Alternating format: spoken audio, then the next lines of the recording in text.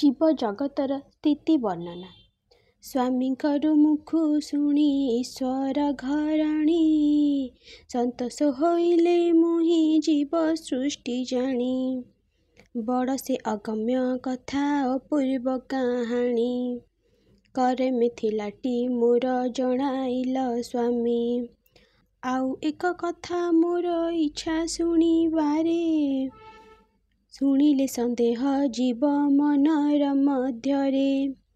देवता असुर जन्मे हेले जे पृथिवीरे, किए किपरि गमिले कहन्तु सत्वरे। एमंत गोपन कथा गोटी गोटी कुह, शुणिले मनरु मधु हरिब सन्देह। ताहा शुणि महादेव हरस होइले, एपरि रहस्य कथा केही न जानिले। इच्छा जेबे शुणिबाकु आरे प्राण स्वरे, निश्चय कहिबि शुण समस्त विस्तारे। विष्णु विष्णु विष्णु महाविष्णु शुक्लाम्बर, शून्य विष्णु पार्श्वे विष्णु प्रभु चक्रधर।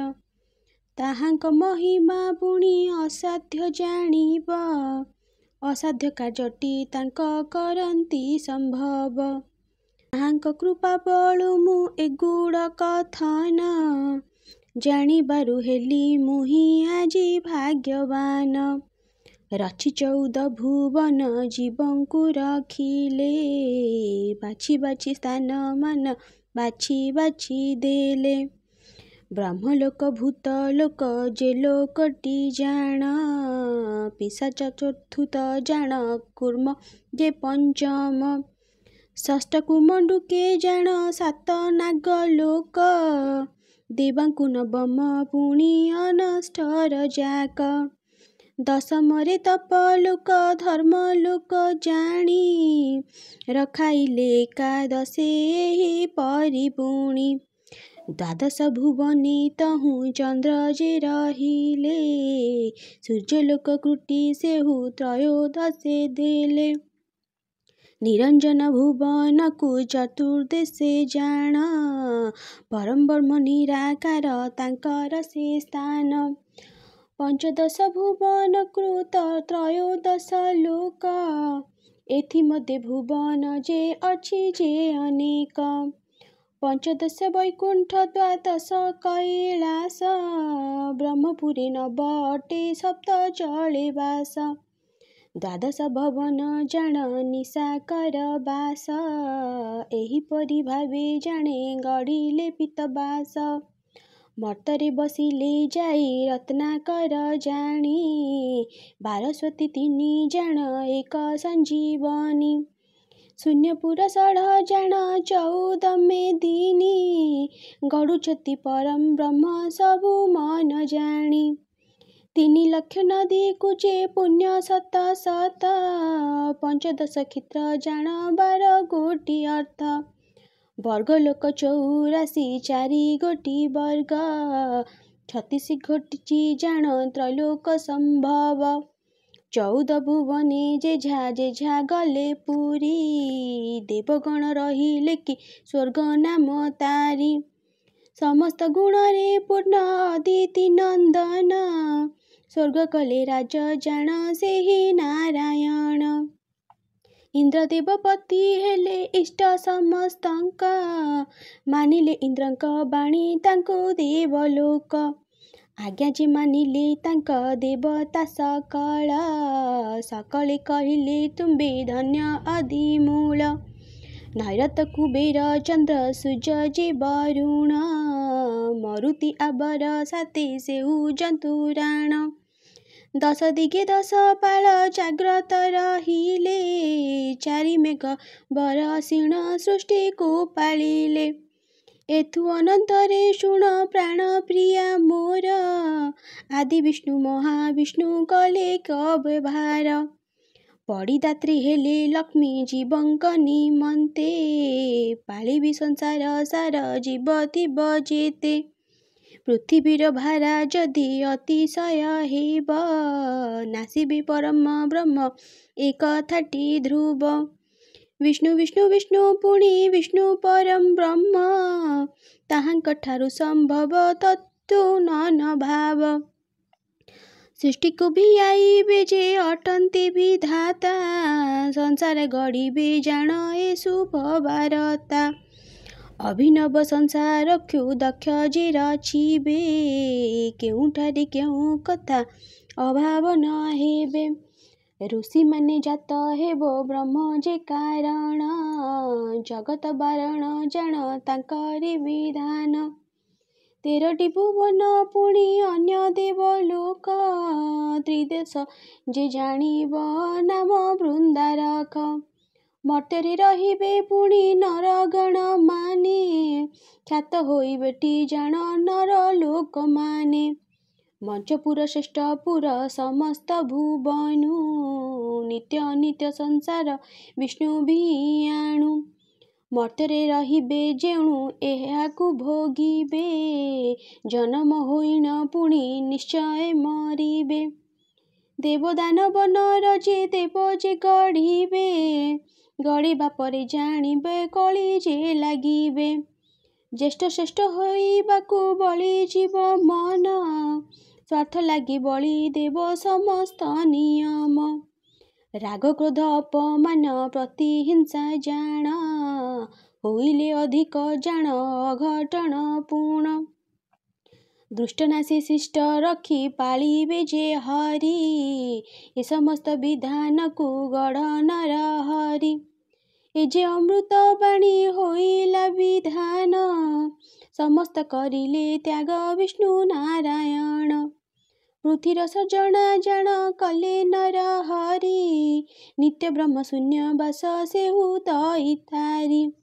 जीव अछंती जेतक घट तांक नाम सर्वघटरे थांती सेही भगवान देवता माने करंती सेवा ताहांकर भ्रमण करंती जोग माया जे संसार षडरूपी नाम जन समस्ते जानती काम क्रोध लोभ मेहु ए अटे चारि मद पामश्य जे अटे रूप षड करी खल बोली ताहा जान आगे प्राणेश्वरी क्षुधा तृष्णा निद्रा नाम खल मिसी चारि सकल शरीरे थांती ए सम आबोरी जेबे जन्म जन्म मृत्यु सेबे क्षय पाए एमंत वृत्तांत मान शुण आगो प्रिय मन चैतन्य मध्ये 25 प्रकृति शरीर मध्यरे थाए आचेरी अनीति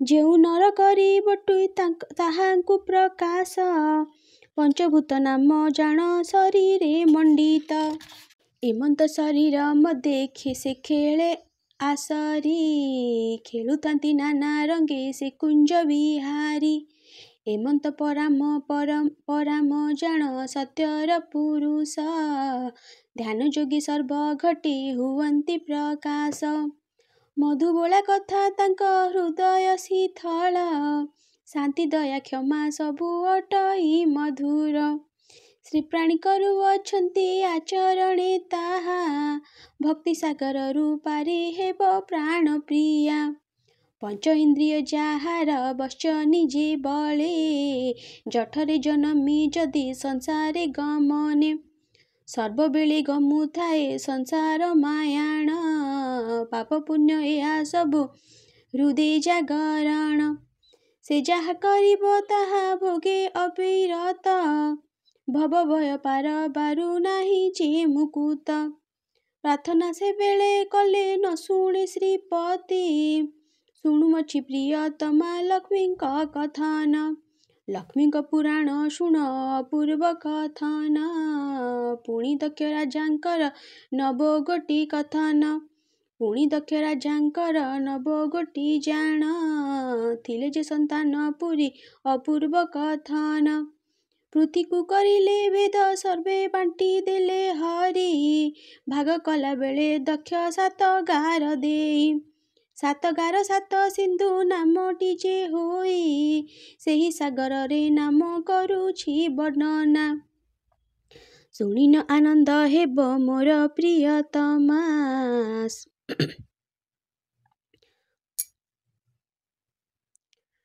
ସାଗରମାନଙ୍କ ନାମ ଶୁଣିବ ଈଶ୍ୱରୀ, ଲବଣ ଈଶୁସୁରା ଯେ ଘୃତ ଦଧି ଚାରି। ତାମ ଦେଖିର ଗୋଟେ ରହିଲା ସାଗରୀ, ଶପଥ ସିନ୍ଧୁ ଜାଣ ଗୋ ପ୍ରାଣର ଗୌରୀ। ନବଦ୍ୱୀପକୁ ଆପରି ସମସ୍ତ ସଳିଳ, ଜମ୍ବଶ୍ମାଳ ଜାଣ ପୁଣି ବ୍ରୋଞ୍ଚ ଯେ ସତ୍ୱର। କୁଶପଦ୍ମ ପ୍ଲକ୍ଷେ ମୁଣି ଗୋଟେ ଯେ ସିଂହଳ, ପୃଥିବୀରେ ନରପତି ନବ ଯେ ରଖିଲେ। ମେଘନାଦ ସୁଖ ଭରେ ସ୍ୱର୍ଗବାସ କଲେ, ଅନନ୍ତ ନାଗକୁ ନେଇ ପାତାଳେ ସ୍ଥାପିଲେ। ଚତୁର୍ମୁଖ ବାସ କଲେ ଯଶୋବନ୍ତପୁରେ, ବିଷ୍ଣୁ ଯେ କରିଲେ ବାସ ବୈକୁଣ୍ଠରେ ଜାଣ।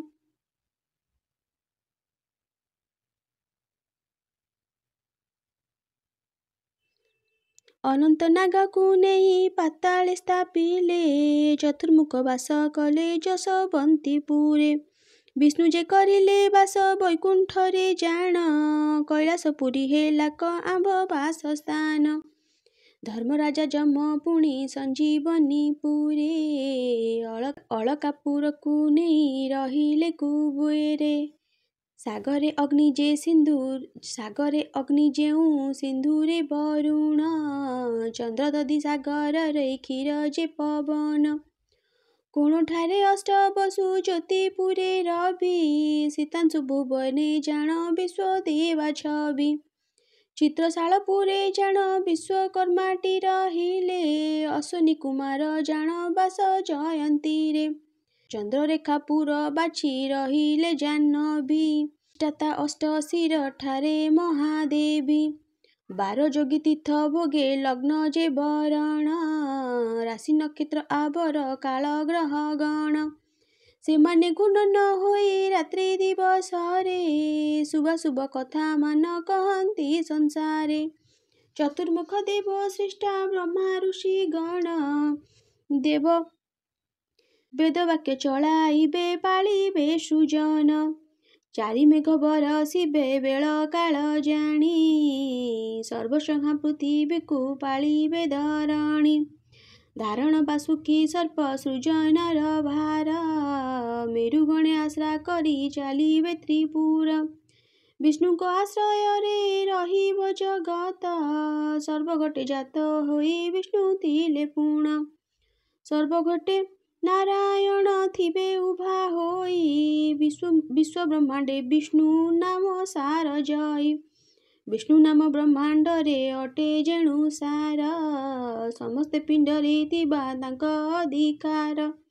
ବିଷ୍ଣୁଙ୍କ ନାମ ସୁମରି ତରି ଜୀବନର, ତରିବାର ପଥ ଏକା ନାମ ବିଷ୍ଣୁ ନାମ ସାର। ଦୁର୍ଲଭ ସଂସାର ଜନେ ମଧ୍ୟେ ଯେତେ ଜନ, ମହାଲକ୍ଷ୍ମୀ ତାଙ୍କ ଠାରେ ହୋଇବେ ପ୍ରସନ୍ନ।